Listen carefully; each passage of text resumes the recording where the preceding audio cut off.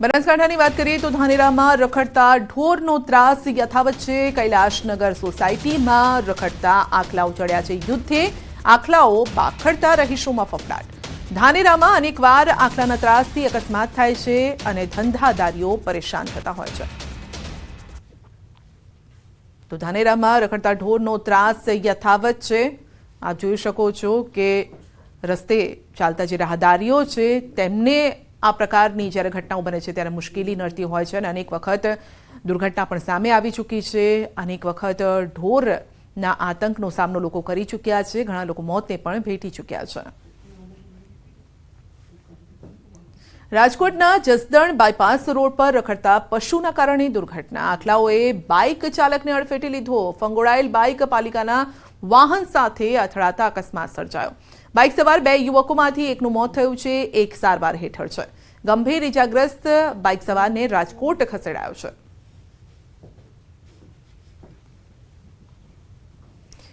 બોર્ડની વિદ્યાર્થીઓ માટે કાલથી શરૂ થશે હેલ્પલાઇન। ધોરણ 10 અને 12ના પરીક્ષાના પગલે હેલ્પલાઇન કાલથી માધ્યમિક શિક્ષણ બોર્ડની હેલ્પલાઇનનો પ્રારંભ થશે। ટોલ ફ્રી નંબર 1800233550 પરથી માર્ગદર્શન અપાશે। સવારે 10 થી સાંજે 6 વાગ્યા સુધી માર્ગદર્શન વિદ્યાર્થીઓ લઈ શકશે।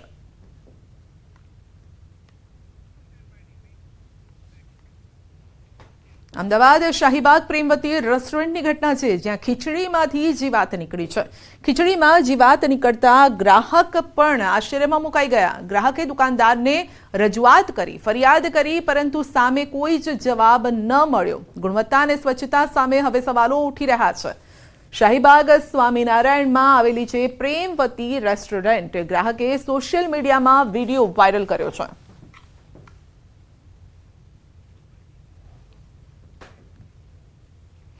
અંધાપા કાંડ પર હાઈકોર્ટમાં સુનાવણી। એડવોકેટ જનરલનું હાઈકોર્ટમાં મોટું નિવેદન છે। ક્લિનિકલ એસ્ટાબ્લિશમેન્ટ એક્ટમાં થશે સુધારો અને તમામ હોસ્પિટલો માટે રજીસ્ટ્રેશન ફરજિયાત થશે। અત્યાર સુધી 50 બેડની હોસ્પિટલ માટે રજીસ્ટ્રેશન હતું। મેડિકલ કેમ્પનું પણ રજીસ્ટ્રેશન કરાવવું હવે ફરજિયાત છે।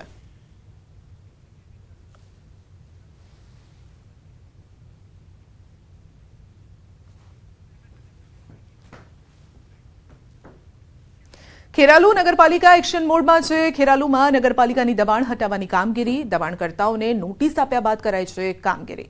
જકાતનાકા પાસે હાટડીયા વિસ્તારમાંથી દબાણ હટાવાયા।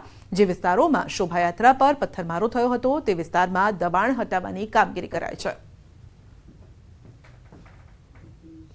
ખેરાલુ નગરપાલિકા એક્શન મોડમાં આવી છે। ખેરાલુ નગરપાલિકા દ્વારા હાલમાં જે ખેરાલુ નગરપાલિકા વિસ્તારમાં આવતા ગેરકાયદેસર જે વધારાના જે બાંધકામ કરવામાં આવ્યા છે તે તોડી પાડવાની જે કામગીરી હોય છે તે હાલમાં કરવામાં આવી રહી છે। તમે જોઈ શકો છો પાલિકા ટીમ સહિત જે પોલીસ તંત્ર હોય છે તે ઘટના સ્થળે પહોંચી ચૂક્યું છે અને જે વધારાના જે બાંધકામ કરવામાં આવ્યા છે તે તોડી પાડવાની જે કામગીરી હોય છે ચાલી રહી છે। તમે જોઈ શકો છો આ બુલડોઝર થકી હાલમાં જે વધારાના જે ઓટલા કરવામાં આવ્યા છે તેમજ વધારાના શેડ કરવામાં આવ્યા છે તેને તોડી પાડવાની જે કામગીરી હોય છે તે હાલમાં ચાલી રહી છે। ઉલ્લેખનીય જે આ જે વિસ્તાર હોય છે તે વિસ્તારમાં જ થોડા દિવસો પહેલાં જ શોભાયાત્રા નીકળી હતી રામ ભગવાનની। તે રામયાત્રા શોભાયાત્રા દરમિયાન પથ્થરમારો કરવામાં આવ્યો છે। ત્યારબાદ આ જે કાર્યવાહી હોય છે તે હાલ કરવામાં આવી રહી છે। અંદાજિત 30 કરતાં જે વધુ હોય જે દુકાનો હોય છે, જે મિલકત ધારકો હોય છે તેમના ત્યાં હાલમાં જે કાર્યવાહી હોય છે કરવામાં આવી રહી છે। જેસીબી સહિત જે અન્ય સાધનો દ્વારા હાલમાં જે કાર્યવાહી હોય છે તે કરવામાં આવી રહી છે અને જે વધારાનું જે બાંધકામ કરવામાં આવી રહ્યું છે તેને તોડી પાડવાની હાલમાં કામગીરી હાલમાં ખેરાલુ નગરપાલિકા દ્વારા કરવામાં આવી રહી છે। કેતન પટેલ, ન્યૂઝ 18 ગુજરાતી, ખેરાલુ।